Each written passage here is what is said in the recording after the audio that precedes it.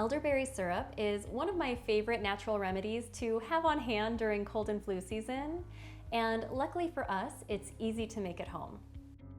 According to one study, elderberry extract has been shown to reduce the duration of flu symptoms by an average of 4 days when taken within the first 48 hours of symptoms appearing. To get started, you'll need a half cup of dried elderberries. These tend to be easier to find than fresh ones, and they keep well in your pantry for months. You also don't want to juice or eat raw elderberries because in some cases they can cause nausea or other undesirable side effects, but cooking these berries for at least 15 minutes should help to avoid any of those unpleasant side effects.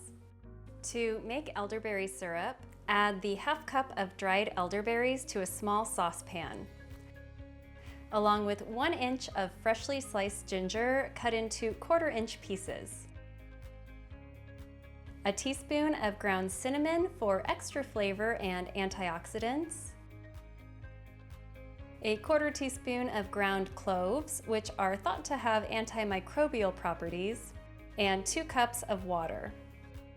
All of these extra add-ins can be considered optional if you don't happen to have them on hand, but I think they work really well together because all of these ingredients have their own potential health benefits, and I will share some studies in the description below if you would like to check those out. Bring the mixture to a boil over medium-high heat on the stovetop. Once the liquid is bubbling, you can lower the heat and let it gently simmer until the liquid has reduced in half, which takes about 25 to 30 minutes.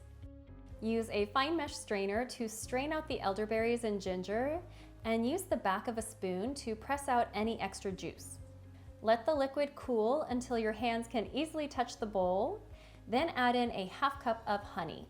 This is my natural sweetener of choice because honey is thought to have antioxidants and it may help to act as a cough suppressant. But if you need a vegan recipe, you could use maple syrup instead, or any other sweetener that you happen to have on hand. This elderberry syrup is not self-preserving because the sugar content isn't high enough, which is what I prefer, but because of that, you'll need to store this in the fridge instead of at room temperature. It should keep well in the fridge for 6 to 8 weeks if you don't use it all before then, but I purposely keep the batch size on the smaller side so I don't have to worry about a larger batch going bad. Now, keep in mind that I am not a doctor and this should in no way be considered medical advice, but I know you're gonna ask me how much I take, and so as an adult, I usually take about 1 tablespoon a day during cold and flu season, and if I have a cold or I'm actively sick, sometimes I'll take it up to 3 times a day.